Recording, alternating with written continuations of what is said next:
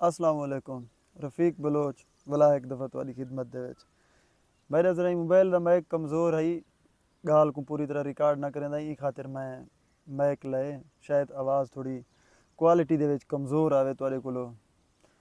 ते ई शायद मैं माजरत करेंदा तुहाडे सारे दोस्तें तो मैं हमेशा जेरी गाल करेंदा रहवेंदा ओरिजिनल सच्ची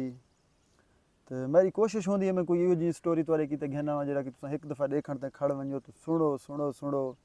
तुसां उस स्टोरी के लुत्फ अंदोज़ थी वो मेरा ये कोशिश रह गई हमेशा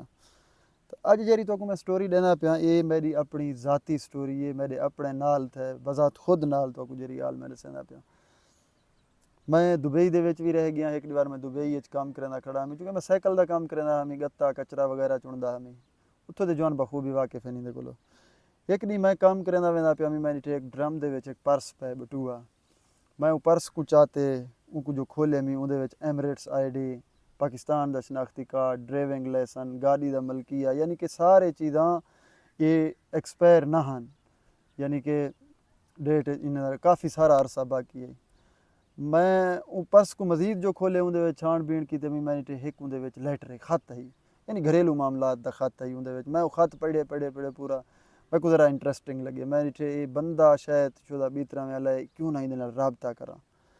तो उहदे विच राबता नंबर तो कह ना ही लेकिन मैं को दिल ये भी खौफ था ज़रूर इंदा पर्स या कहीं चोरी चाहते या इंदे कोलों ढट्ठे जेरा हिसाब किताब है ई ड्रम दे विच ई तरतीब नाल जो पे Emirates ID which driving licence विच सारे चीज़ां विच ते ज़रूर हेत ना कोई किस्म का रोला तो मैं को चांस है कि मैं फस भी सकदा मैं को दिल खौफ है कि मैं फस सकदा ई मामलात दे विच भला मेरी यार पाकिस्तानी बंदा है हो सकते कि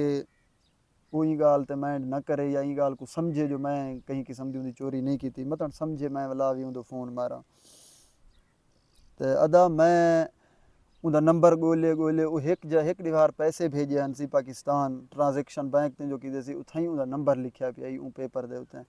मैं उनके उत्ते कढ़ के फोन मारे उनको जिस वे फोन मारे मैं कि फिलाना फिलाना मैं पे कि हाँ मैं फिलाना बंदा मैं कि यार तेरा पर्स मेरे को मिले लेकिन मैडा हाली तक लोकेशन का पता कोई नहीं मैं केरी जाते खड़ा मैडा एक शर्त ही भी अगर तू मैं को समझे नहीं चोर तू वल पीछे तू थी घर ठीक बैठे ही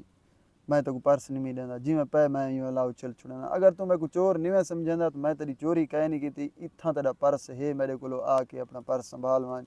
तेरे पर्स दे विच ए समान मौजूद है इक अलावा यानी पैसे के अलावा तकरीबन हर शय है पे तेरे पर्स तो ऊ यकदम एक आह भी भरे हुआ है कि यार मैडा रात तो कोई रोला दे विच शारजा रोला दे विच कोई मॉल दसा ऐसी मार्केट ऐसी उठाओ कि कहीं मेरा पर्स मारे यानी चोरी की तेने मेरा पर्स तो तू मेहरबानी कर मेरा पर्स वलवा दे मैं ना तेको चोर समझे ना तो मैं को इतना पता है जो तू मेरे रबता की थी खड़ी पाकिस्तानी थी कि तू मेरा पर्स मारिया ही नहीं और मेरी पर्स इतना मारी गई है तू उतो रबता करना पे मैं को अपना लोकेशन दीते मैं कि आके चा वन तो एक गाल भी मैं कि मेरे कने वीज़ा कैन भी अगर आखें तू पुलिस दे रोले तो ये वो मैं बगैर वीज़े वाला बंदा ही मैं पुलिस थाने ना जुल सही तो अगर भला ही मेरा समझे नहीं तो वाला अपना पर्स चावन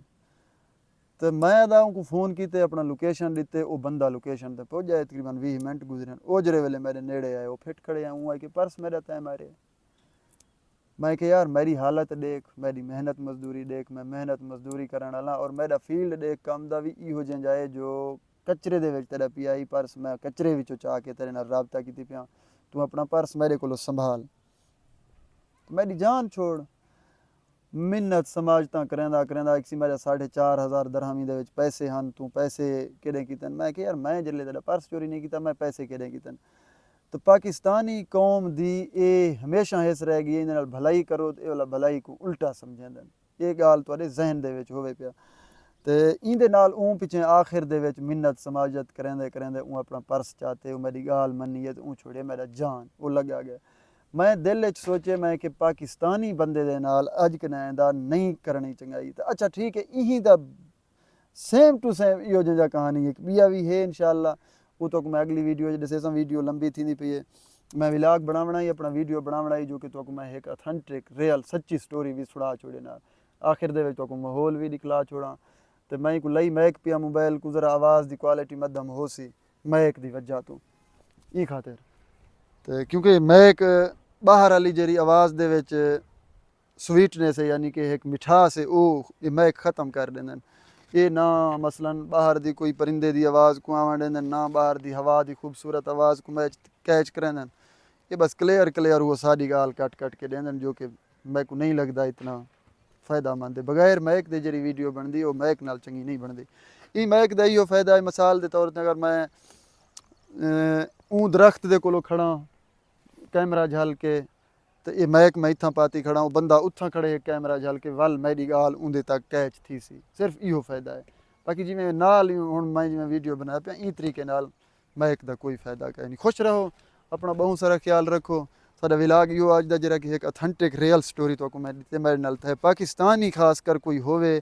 खास कर कहीं बाहर वाले मुल्क खड़े हो तो उतना भला ही सोच समझ के इन्हें नाल कीता करो। ये भला गल भी पै वेंदन ना मुराद। तो ठीक इंज ही एक स्टोरी है भी ईरानी दा, वो भी तो मैं इंशाल्लाह बी वीडियो जेके दसे क्योंकि वीडियो लंबी थी वेंदी है, मजीद तो बोर नहीं करेंदा। आखिर दे विच यो रिक्वेस्ट कर छोड़ना जेरे जेरे भिरा मेरे वीडियो दे पे या मेरे चैनल ते ही चैनल को सब्सक्राइब कर छोड़ो। तो अल्हम्दुलिल्लाह असां एक क्राइटेरिया को फिल की खड़े जो कि 1000 सब्सक्राइबर एक औखा टास्क होंगे एक यूट्यूबर की उनको असां क्रॉस की खड़े। तो इंशाल्लाह तोरा सपोर्ट हमेशा दरकार रही। मैं तोरा सारे दोस्तों का मकरूज हाँ। अपना बहुत सारा ख्याल रखो। अल्लाह निगहबान। अल्लाह हाफिज़।